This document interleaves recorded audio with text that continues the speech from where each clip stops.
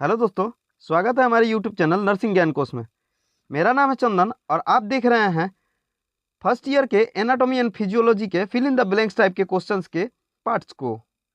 आशा करते हैं वीडियो पसंद आएगा। अगर वीडियो पसंद आता है तो हमारे चैनल को जरूर सब्सक्राइब कीजिए, साथ ही अपने दोस्तों में जरूर शेयर कीजिए। बढ़ते हैं क्वेश्चन की तरफ। आज का पहला क्वेश्चन है, शरीर की सबसे लंबी अस्थि कौन सी होती है? शरीर की सबसे लंबी बोन कौन सी होती है? तो इसका राइट आंसर है फीमर। शरीर की सबसे लंबी अस्थि जो होती है वो फीमर होती है, यानी ह्यूमन बॉडी की सबसे लंबी जो बोन होती है वो होती है फीमर। अगला क्वेश्चन है, शरीर की सबसे बड़ी गुहा डैश होती है। जो शरीर की सबसे बड़ी गुहा होती है उसे हम लोग किस नाम से जानते हैं? तो उसको बोलते हैं एब्डोमिनल कैविटी।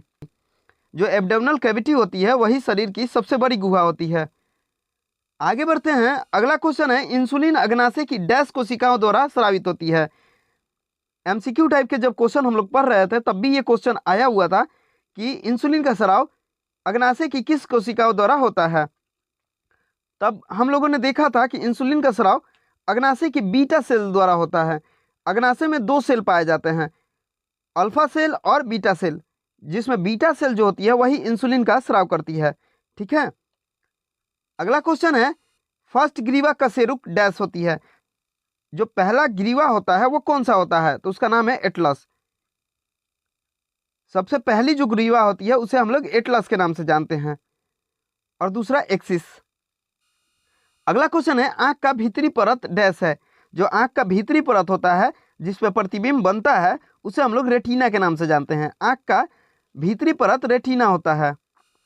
अगला क्वेश्चन है, फेफड़ों के बीच दूरी डैश कहते हैं। दो फेफड़ों के बीच में जो दूरी होती है उसे हम लोग किस नाम से जानते हैं? तो इसको हम लोग प्लूरल कैविटी के नाम से जानते हैं। दोनों फेफड़ों के बीच में जो दूरी होती है उसे हम लोग प्लूरल कैविटी बोलते हैं। अगला क्वेश्चन है, कंधे संयुक्त श्लेष संयुक्त की एक डैश प्रकार है। यानी कंधे का जो ज्वाइंट होता है उसे हम लोग किस नाम से जानते हैं? ठीक है। जो शोल्डर ज्वाइंट होता है उसे हम लोग किस नाम से जानते हैं? तो इसे हम लोग बॉल एंड सॉकेट ज्वाइंट के नाम से जानते हैं। कंधे का जो ज्वाइंट होता है वो ऐसा होता है जैसे बॉल और सॉकेट होता है, तो इसी को हम लोग बॉल एंड सॉकेट ज्वाइंट बोलते हैं। अगला क्वेश्चन है, क्रेनियम के सूचर्स होते हैं। यानी क्रेनियम के कौन कौन से सूचर्स होते हैं? तो पहला होता है क्रोनियल, दूसरा का होता है लैम्बॉयड और तीसरा का होता है सैगाइटल। क्रेनियल के तीन सूचर होते हैं, पहला होता है क्रोनल, दूसरा का लैम्बॉयड और तीसरा का सैगाइटल। सूचर उसको बोलते हैं जिसमें कपाल के दो हड्डी एक दूसरे से जुड़ते हैं। अगला क्वेश्चन है, स्पेशल सेंस अंग, यानी जो सेंसरी ऑर्गन्स है उसमें स्पेशल कौन से होते हैं? तो स्पेशल तीन होते हैं, आंख, नाक और कान, ये स्पेशल सेंस ऑर्गन्स होते हैं। अगला क्वेश्चन है, सलाइवरी ग्लैंड्स होते हैं जो सलाइवा सिक्रीशन करते हैं, वैसे ग्लैंड्स कौन कौन से होते हैं? तो इसका राइट आंसर है, पहला है पैरोटिड, दूसरा है सब मैंडिबल और तीसरा का है सबलिंगुअल। पहला है पैरोटिड, दूसरा का है सब मैंडिबल और तीसरा का है सबलिंगुअल। अगला क्वेश्चन है, डैश को शरीर का मास्टर ग्रंथि कहते हैं। ऐसी कौन सी ग्रंथि होती है जिसे हम लोग बॉडी का मास्टर ग्रंथि के नाम से जानते हैं? ठीक है। तो इसे हम लोग पीयूष ग्रंथि या पिट्यूटरी ग्लैंड के नाम से जानते हैं। ये ऐसी ग्रंथि होती है जिस पे पूरे शरीर का दारोमदार होता है, यानी पीयूष ग्रंथि इस सारे बॉडी के संतुलन और नियंत्रण को बनाए रखती है। अगला क्वेश्चन है, पैनक्रियाज में निकलने वाले हार्मोन या पैनक्रियाज से निकलने वाले हार्मोन कौन कौन से होते हैं?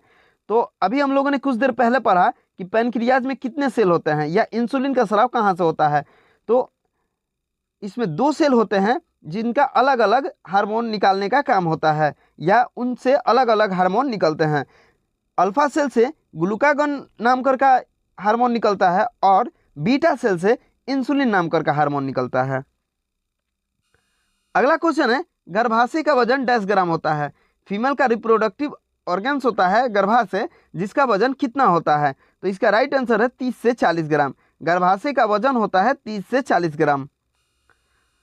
अगला क्वेश्चन है, जोड़ के दो प्रकार के नाम हैं।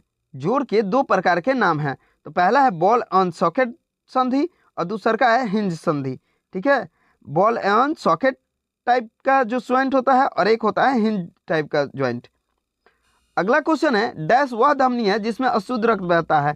एक ऐसी भी धमनी होती है जिसमें अशुद्ध रक्त बहता है। आमतौर पे धमनी का काम शुद्ध रक्त का बहाव करना होता है, लेकिन एक ऐसी भी धमनी होती है जिसका काम अशुद्ध रक्त का बहाव करना होता है, जिसे हम लोग पल्मोनरी धमनी के नाम से जानते हैं। अगला क्वेश्चन है, मस्तिष्क का भार डैश होता है एक स्वस्थ मनुष्य में। ठीक है, एक हेल्थी मनुष्य में मस्तिष्क का भार कितना होता है? तो इसका राइट आंसर है 1300 से 1400 ग्राम। ठीक है, मस्तिष्क का भार औसत 1300 से 1400 ग्राम होता है एक हेल्थी ह्यूमन में। अगला क्वेश्चन है, मस्तिष्क और रीढ़ की हड्डी के आवरण है, यानी जो मस्तिष्क और रीढ़ की हड्डी का ऊपरी परत होता है उसे हम लोग किस नाम से जानते हैं? तो उसका राइट आंसर है मेनिनीज। ठीक है, जो मेनिनीज होता है वह रीढ़ की हड्डी और मस्तिष्क की हड्डी दोनों का आवरण होता है या बाहरी परत होता है। अगला क्वेश्चन है, डैश हड्डी या बोन मस्तिष्क का अग्रभाग बनाती है। ठीक है, ऐसी कौन सी हड्डी होती है जो मस्तिष्क का सबसे आगे यानी फ्रंटल जो भाग है उसको बनाती है? तो उसका राइट आंसर है क्रेनियल। क्रेनियल जो बोन होती है वही मस्तिष्क का अगला भाग बनाती है। अगला क्वेश्चन है, FSH का पूरा नाम क्या है? FSH का पूरा नाम क्या है? तो इसका राइट आंसर है फॉलिकल स्टिमुलेटिंग हार्मोन। FSH का फुल फॉर्म होता है फॉलिकल स्टिमुलेटिंग हार्मोन। अगला क्वेश्चन है, कोशिका का विभाजन दो प्रकार का होता है। जो कोशिका का विभाजन होता है वो दो प्रकार का होता है। पहला होता है मायोसिस और दूसरा का होता है माइटोसिस। ठीक है, मायोसिस और माइटोसिस ये कोशिका के दो विभाजन के प्रकार होते हैं। अगला क्वेश्चन है, अमाशय की क्षमता डैश है, यानी अमाशय कितना कैपेसिटी का होता है? तो इसका राइट आंसर है 1 लीटर। अमाशय की जो क्षमता होती है वो 1 लीटर की होती है। अगला क्वेश्चन है, पेंसिलिन की खोज डैश के द्वारा की गई। ठीक है, यानी पेंसिलिन के खोजकर्ता का नाम क्या है? तो इसका राइट आंसर है अलेक्जेंडर फ्लेमिंग। अलेक्जेंडर फ्लेमिंग ने ही पेंसिलिन की खोज की थी। अगला क्वेश्चन है, एंटीसेप्टिक सर्जरी के जनक डैश हैं। जो एंटीसेप्टिक सर्जरी जो है मॉडर्न सर्जरी में अपनाया जाता है उसके जनक कौन है? तो इसका राइट आंसर है जोसेफ लिस्टर। जोसेफ लिस्टर जो थे वो एंटीसेप्टिक सर्जरी के जनक माने जाते हैं। अगला क्वेश्चन है, पोलियो वैक्सीन डैश माध्यम से दिया जाता है। जो पोलियो का वैक्सीन है उसको किस माध्यम से दिया जाता है? तो इसका राइट आंसर है ओरली माध्यम से। ठीक है, मुखीय माध्यम या मुख से दिया जाता है। अगला क्वेश्चन है, अस्पतालों में सामान्यतः विसंक्रमण के लिए डैश विधि अपनाई जाती है। जो अस्पताल में स्टरलाइजेशन का एक प्रक्रिया है उसको हम लोग किस नाम से जानते हैं? तो उसका राइट आंसर है ध्रुवीकरण यानी फमिगेशन। ठीक है, जो मेनली अस्पताल में स्टरलाइजेशन के लिए विधि अपनाई जाती है उसका नाम है फमिगेशन। ठीक है, फमिगेट किया जाता है। अगला क्वेश्चन है, बीमारी उत्पन्न करने वाले कीटाणुओं को डैश कहते हैं। जो बीमारी उत्पन्न करते हैं उसको हम लोग किस नाम से जानते हैं? तो उसको हम लोग पैथोजन के नाम से जानते हैं। ठीक है, बीमारी उत्पन्न करने वाले कीटाणुओं को पैथोजन बोला जाता है। अगला क्वेश्चन है, पॉल इरलिस को डैश का फादर कहा जाता है। ठीक है, यानी पॉल इरलिस जो थे उन्होंने किस चीज का खोज किया था? तो इसका राइट आंसर है technique to gram staining bacteria. जो ग्राम स्टेनिंग बैक्टीरिया है उसी के टेक्निक को इन्होंने खोजा था। ठीक है, अगला क्वेश्चन है, शरीर की सबसे बड़ी धमनी कौन सी होती है? जो शरीर की सबसे बड़ी धमनी होती है उसका नाम क्या है? तो इसका राइट आंसर है महाधमनी। महाधमनी को शरीर का सबसे बड़ा धमनी कहा जाता है। आशा करते हैं वीडियो पसंद आया होगा। अगर वीडियो पसंद आया है तो हमारे चैनल को जरूर सब्सक्राइब कीजिए, साथ ही लाइक के भी बटन को जरूर प्रेस कीजिए। ठीक है, अगर आप इस वीडियो से रिलेटेड पीडीएफ को देखना चाहते हैं तो हमारे डिस्क्रिप्शन बॉक्स में एक लिंक मौजूद है जिस पे आप लोग टैप करके पीडीएफ को डाउनलोड करके देख सकते हैं। मिलते हैं नेक्स्ट वीडियो में, तब तक के लिए धन्यवाद।